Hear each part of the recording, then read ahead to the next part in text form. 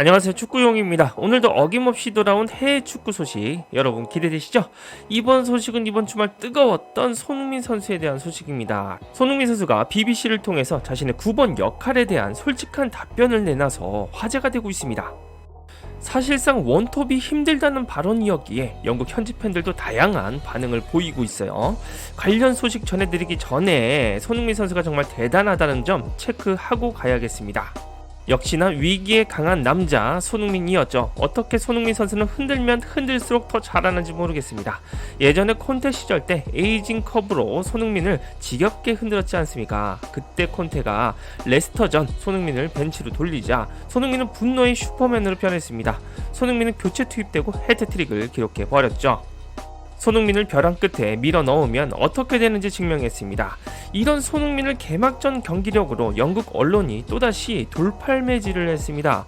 19살 오도베르에게 선발 자리 내놔라, 손흥민은 토트넘에서 방출해야 한다 등등 아주 주접을 싸고 자빠졌었는데요. 그리고 솔랑케 발목 부상으로 손흥민이 에버튼전 원톱으로 컴백했습니다. 정말 대반전의 경기력을 보여줬죠. 이 경기 보신 분들 심장이 아직도 두근두근 하실 텐데요. 첫 골 장면 보면 손흥민 선수의 전방 압박이 진짜 예술인 이유가 있죠. 개인적으로 이 장면 보면서 감탄을 멈출 수가 없었습니다. 손흥민은 에버튼 수비가 픽포드에게 패스를 연결할 때 일부러 속도를 죽였습니다. 그리고 왼발잡이 픽포드가 옆으로 돌려놓는 타이밍에 바로 손흥민이 엑셀을 밟아버렸는데요. 손흥민은 순식간에 픽포드를 따라잡고 볼을 탈취했습니다. 예전에도 유명했지만 손흥민은 그냥 빠른 게 아니라 가속과 감속이 자유자재라 더 위협적이라는 게 잘 보여지죠. 이런 장점이 원톱으로 출전했을 때 빛을 발휘합니다. 결과론적이지만 포스테코글루 감독이 손흥민을 에버튼전 중앙에 놓은 이유가 이거라고 합니다. 에버튼이 픽포드를 이용해서 빌드업을 많이 하니까 손흥민을 원톱에 썼다고요. 결과가 얻어 걸려서 이런 인터뷰를 했는지는 엔지 감독 본인만 알겠죠. 이렇게 손흥민이 원톱 출전에 또 멀티골을 뽑아내면서 원톱의 가치가 역시나 빛나고 있습니다. 그런데 경기 전 손흥민이 했던 BBC 인터뷰가 다시 큰 주목을 받고 있는데요. 손흥민은 이렇게 잘하는 원톱 역할에 대한 고충을 드러냈죠. 손흥민은 원톱 역할을 하면서 특히 낮은 블록의 수비를 상대할 때 힘들다고 고백했습니다. 나보다 2배 큰 센터백들과 맞서 싸우는 게 정말 힘들다. 특히 좁은 지역에서 더 그렇다. 차라리 왼쪽에서 뭔가를 만들어내고 싶다라고 전했습니다. 굉장히 의외인 답변입니다. 저는 개인적으로 손흥민 선수도 원톱에서 뛰는 것을 즐길 것이라고 생각했는데요. 하지만 손흥민은 원톱이 힘들다고 말하고 있네요. 아무래도 손흥민이 몸싸움과 제공권 싸움을 즐기는 타입이 아니라서 더욱 그런가 봅니다.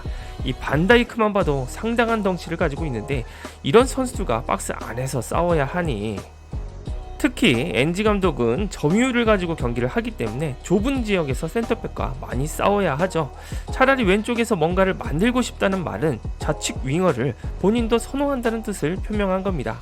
혹시 손흥민이 엔지와의 개인 면담을 통해서 이 좌측 윙어가 편하다는 의사를 전달한 건지, 그래서 솔랑케가 에제나 네투 대신에 선호된 건지 그 과정이 궁금하기는 하네요. 자, 이런 상황에서 멀티골을 터뜨린 손흥민 원톱에 열광했던 토트넘 팬들도 놀랐습니다. 손흥민의 포지션에 대한 논쟁이 이어졌는데요. 과연 영국 토트넘 팬들은 손흥민 역할에 대해서 어떻게 생각하는지 현지 반응 살펴보겠습니다. 손흥민이 스퍼스의 주장으로서 무언가 우승을 할 수 있다면 정말 멋질 거야. 우리는 너무 오랫동안 기다려왔다. 제발 은퇴하기 전에 이뤄지길 바래. 이번 시즌이 끝나면 그는 4개의 트로피를 가지게 될 거야. 우리 팬층이 손흥민이 중앙에서 플레이하는 것에 대해 꽤 나뉘는 것 같아. 어떤 사람들은 그를 우리의 최고 스트라이커라고 부르기도 하지. 손흥민은 분명히 클럽에서 최고의 마무리 능력을 가진 선수지만 9번 역할에는 훨씬 더 많은 것이 필요해. 나는 그가 왼쪽에서 플레이할 때 훨씬 더 효과적이라고 생각해.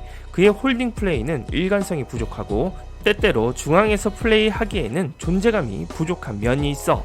손흥민의 가장 좋은 위치는 타겟맨과 함께 2명의 스트라이커 중 왼쪽에 서는 거라고 생각해. 거의 9번과 11번의 역할 사이의 위치지. 하지만 요즘은 한 선수를 중심으로 팀을 구성할 수 없는 시대가 되었어. 손흥민은 하이브리드 선수지만 엔지볼에서 스트라이커로서 그를 뛰게 만드는 한 가지는 그의 압박이야. 첫 번째 골을 넣은 것도 바로 그 프레싱에서 덕분이었지. 왼쪽 윙에서 뛰면 손흥민이 넓게 퍼져 있어야 해서 최적의 위치는 아니야. 시스템에 맞지 않은 면은 있지만 여전히 그가 너무 뛰어나서 어떻게든 기여를 하지. 엔지 감독이 우리 풀백들, 예를 들어 우도기에겐 외곽에서 오버래핑을 하도록 실험하고 있어서 손흥민이 중앙에 머물 수 있게 하려는 것 같아. 손흥민을 더 효과적으로 만들 수 있는 조정이지만 그를 최대로 활용하는 데에는 이상적이지는 않아. 단기적으로는 우리 최고의 공격수이기 때문에 아쉽지만 장기적으로는 그의 능력에 과도하게 의존하는 것을 극복하는 데 도움이 될 거야. 그의 가장 좋은 위치는 왼쪽 윙이지만 엔지 감독이 왼쪽 윙을 활용하는 방식에서는 그렇다고 보기는 어려워. 만약 우리가 약팀과 경기하고 손흥민이 유리한 위치로 들어가거나 전환 상황에서 많은 공간이 있다면 괜찮을 수 있지. 하지만 강팀을 상대할 때는 그가 사이드라인에서 마크를 당하는 것보다는 골문에 더 가까이 위치해 최고의 슈팅 위치를 차지하길 원해. 손흥민은 이렇게 말했어. 경기가 시작되면 중앙에 있어도 괜찮다. 감독님의 선택이다. 개인적으로는 그가 중앙에 있기를 선호한다.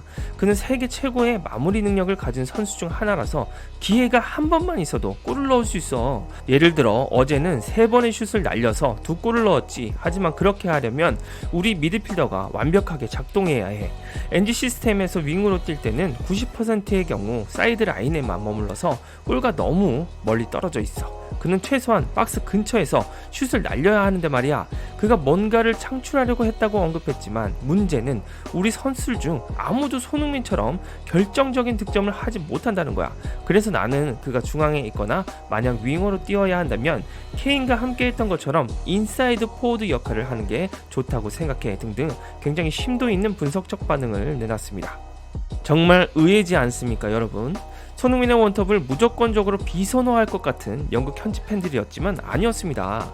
대체적으로 NG 전술의 문제점을 제대로 알고 있습니다. 또한 손흥민의 장점이 무엇인지 제대로 파악하고 왜 NG의 윙어에서는 별로인지도 잘 알고 있습니다. 손흥민이 분명히 원톱에서 버스 수비를 하는 팀을 상대하는 게 힘들다고 고백했습니다. 하지만 결정적인 패스 한 번을 받아서 넣을 선수는 여전히 손흥민뿐이죠. 현지 팬들도 말했듯이 NG 전술은 윙어들의 역할이 너무나 한정적입니다. 측면에 머물면서 미드필더나 인버티드 윙백이 침투하는 것을 도우는 역할입니다. 현지 팬도 지적했듯이 우도기를 측면으로 침투시키는 변형 전술을 쓰려고 했지만 그래도 득점과는 거리가 먼데요. 토트넘 팬들도 손흥민은 피니셔로 써야 한다고 주장하고 있습니다. 인파이터 윙어로 쓰면서 마치 리버풀의 주 득점원 살라의 역할을 해주길 바라고 있죠. 허나 NG의 전술로는 그런 윙어의 스타일은 나오기가 힘듭니다. 지난 에버튼전 전은 손흥민의 첫 골도 멋졌지만 두 번째 골은 감탄만 나왔습니다. 물론 반더벤의 스피드 드리블링도 좋았는데요. 하지만 각이 없는 상황에서 왼발로 센스 있게 픽포드 골키퍼의 가랑이를 가르는 선택은 천부적인 골잡이 그 자체입니다. 이런 선수를 측면에서 들러리를 쓴다? 낭비 그 자체입니다. 아니 3번 슈팅에서 2골 이런 효율성을 포스테코글루는 눈뜨고 보고만 있으면 안됩니다. 저는 솔직히 솔란케에게 큰 기대가 안됩니다. 솔란케가 케인만큼 골 결정력이 좋거나 많은 툴을 가진 선수도 아니죠. 그리고 무엇보다 윙어인 손흥민보다 골 결정력이 좋다고 말할 수는 없습니다. 물론 손흥민보다 몸싸움이 좋고 제공권이 좋다는 부분은 있지만 과연 손흥민보다 더 좋은 원톱인지는 물음표인데요.